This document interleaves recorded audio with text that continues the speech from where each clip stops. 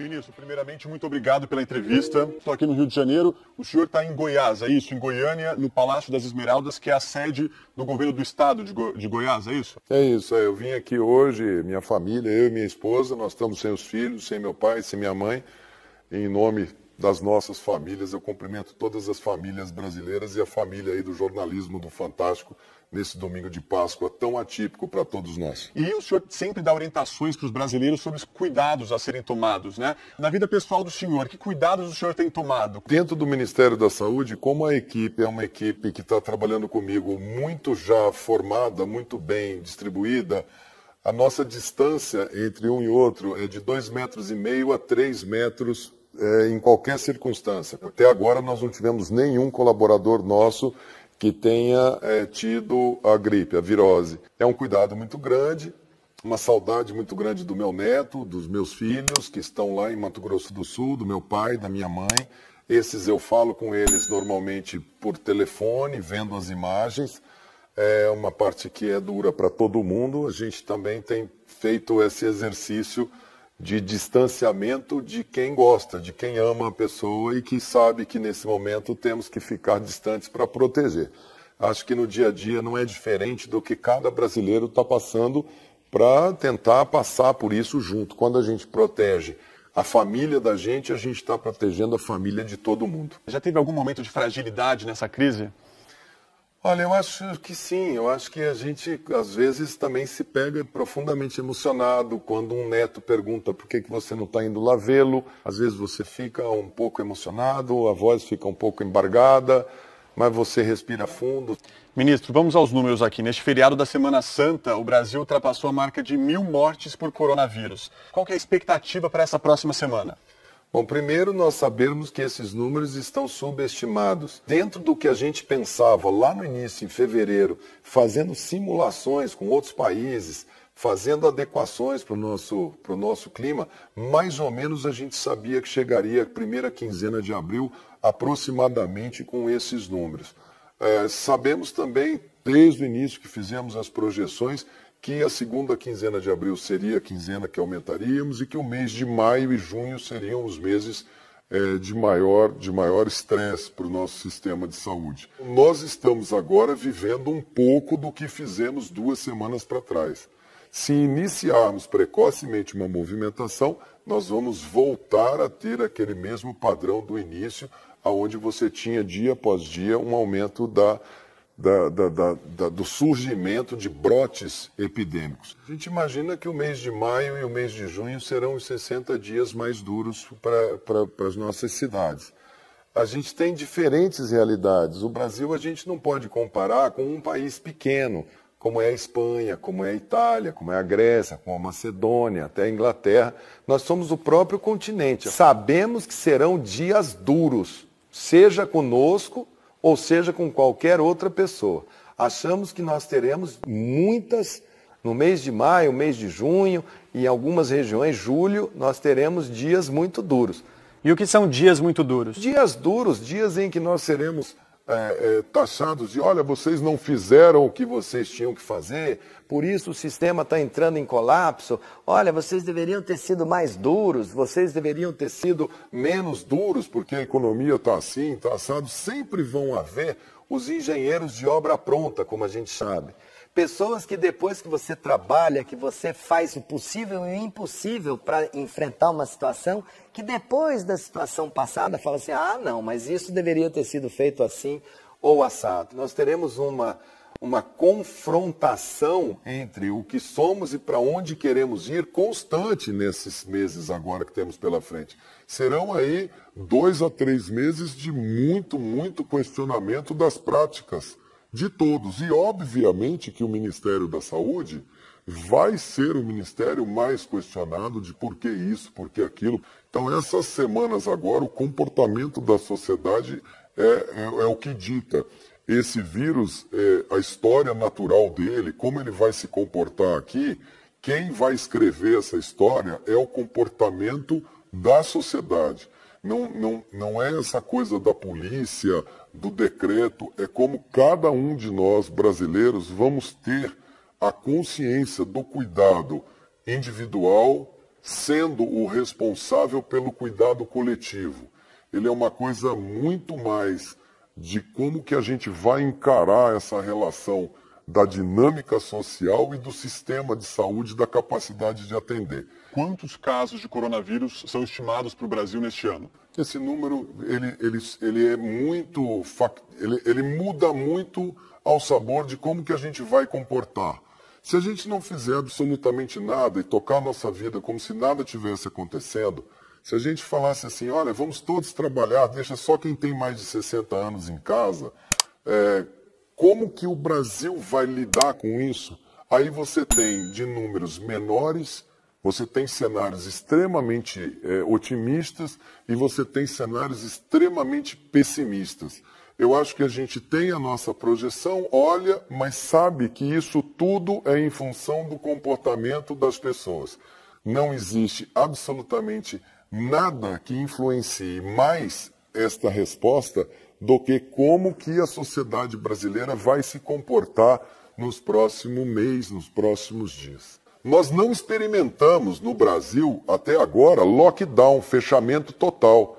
Nós estamos com uma diminuição de mobilidade social importante, chegamos a ter uma diminuição expressiva, né? Relaxamos, estamos aí em torno de 50%, 55%, já chegamos a ter 70%. Se cada empresário, se cada setor achar que o dele é essencial e que ele tem que trabalhar e começar um efeito que a gente chama um efeito cascata, né? Se a gente começa a dizer que tudo é essencial, tudo precisa funcionar, nós vamos trabalhando dessa maneira, o Ministério da Saúde vai mostrar. Na outra semana, olha, essa atividade fez isso aqui com cada uma das cidades. Em várias cidades do país, como aqui no Rio de Janeiro, é visível o desrespeito de muitas pessoas, principalmente durante essa última semana, do isolamento social. A que o senhor atribui essa falta de respeito, esse afrouxamento do isolamento?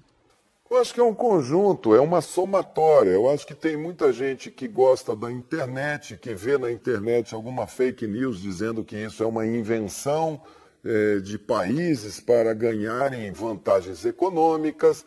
Outras pessoas que acham que isso é porque existe algum complô mundial contra elas, como se tivesse alguma solução com um passe de mágica e que não precisasse que ninguém fizesse qualquer tipo de sacrifício. Quando você vê as pessoas entrando em padaria, entrando em supermercado, entrando em situações, fazendo aquelas filas uma atrás da outra, encostadas, grudadas, pessoas que estão aí fazendo piquenique em parque, aglomeradas, isso é claramente uma coisa equivocada. Ministro, a partir de amanhã, o Ministério da Saúde vai distribuir para os estados mais de 1 milhão de testes, né, entre testes rápidos, PCR, mas esses testes têm como foco profissionais de saúde, de segurança e seus familiares. Quando é que vai ter, de fato, um teste em massa da população? Não existe capacidade de se fazer uma testagem de 200 milhões de habitantes. E às vezes você faz o teste e ele dá negativo, você tem que repetir esse teste com a mesma pessoa uma vez, 2 vezes, 3 vezes, 4 vezes. Então a gente vai trabalhando basicamente com os trabalhadores que nos são mais importantes no momento. E nós vamos testar principalmente aqueles que a gente mais precisa que voltem ao trabalho. Porque se um médico, uma enfermeira se contaminou e já tem os anticorpos, ele trabalha com muito mais tranquilidade e a gente sabe que ele não vai mais adoecer daquela doença. Então esse teste a gente primeiro faz para eles. Também faremos esse teste para o pessoal que é da segurança, porque são serviços muito essenciais. Agentes penitenciários, bombeiros, policiais militares, policiais da segurança, que precisam também dessa informação. Então esses são os dois grupos de trabalhadores. O problema é que a gente tem hoje um mercado extremamente concentrado, extremamente aquecido, que não tem teste suficiente para o planeta Terra.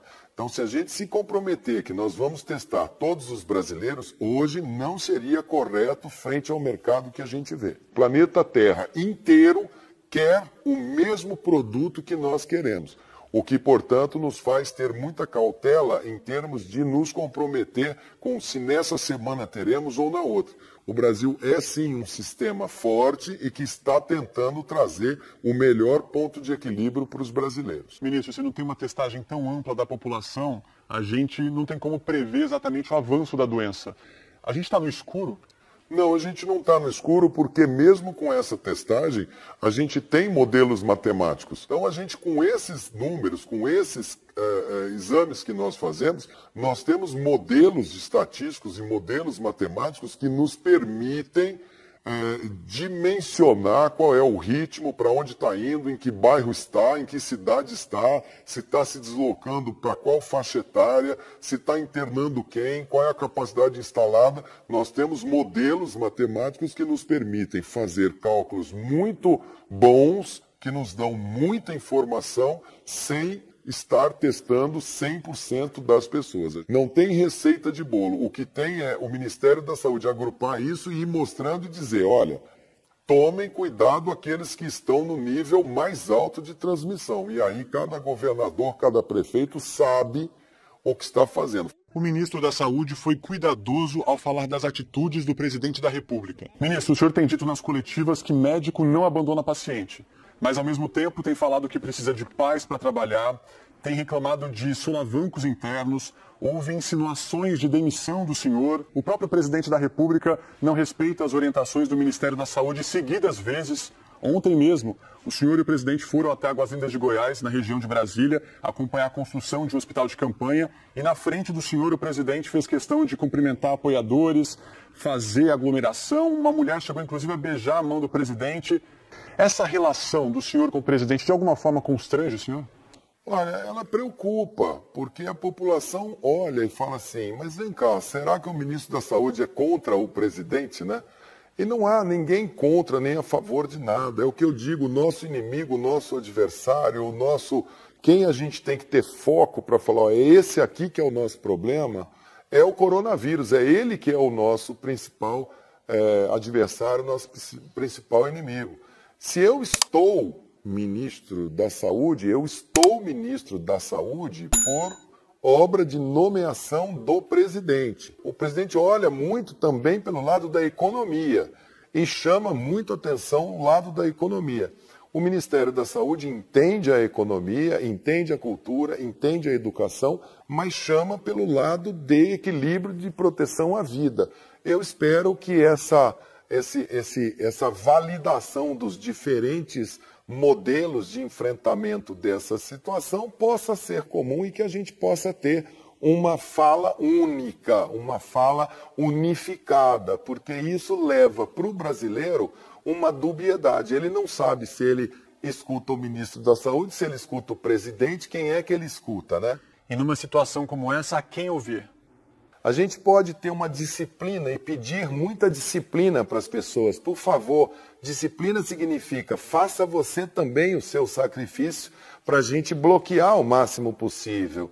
Eu não posso chegar e falar assim, essa pessoa está fazendo isso aqui, isso é certo, isso é errado. Eu estou dizendo qual é o caminho, vamos por aqui. Se vocês vão a um médico e o médico fala, olha, não coma doce porque você é diabético, tem pessoas que comam doce sistematicamente, mesmo sendo diabético.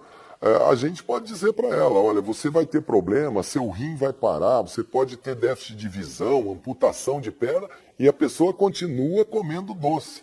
Mesmo que a pessoa tenha todas essas complicações, a gente vai lá para tentar minimizar o problema da visão, do rim, da perna. A gente continua com esse doente para tentar ajudar ao máximo a encontrar um bom caminho para a gente superar isso que pode ser no Brasil uma coisa superável com menos ou com mais intensidade de estresse para a nossa sociedade. Infelizmente não vai ser num toque de mágica que a gente vai passar por isso. A gente tem que pautar por foco, disciplina, ciência e ficar muito firme nesse tripé, planejamento, para que a gente possa sair disso juntos.